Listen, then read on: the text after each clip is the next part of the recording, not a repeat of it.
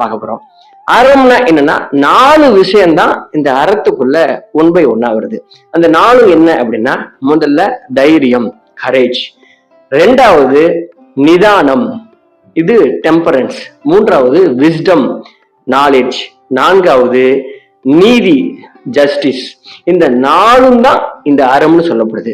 சரி, 1 by 1 பார்த்துடலாம். முதல்ல தைரியம். தைரியம்னா என்ன அப்படின்னா, அதாவது ஒரு பெரிய கூட்டத்துல தனியா சிங்கம் போல நின்று எதுக்குறதா, இல்ல எல்லாருக்கும் இப்படி கெட்ட வார்த்தை பேசுறதா, இல்ல கம்பெடுத்துட்டு போய் அடிக்கிறதா, இல்லைன்னா ஒரு பெரிய மலையில இருந்து கீழே குதிக்கிறதா, இல்ல சிங்கத்துக்கு முன்னாடி நிக்கிறதா, இப்படி இதெல்லாம் நம்ம தைரியம் நினைச்சிட்டு இருக்கோம்ல, இது தைரியம் கிடையாது. உண்மையான தைரியம் என்ன அப்படின்னா, எதை செய்ய வேண்டுமோ அந்த நேரத்துல அதை செய்யறதுதான் தைரியம்.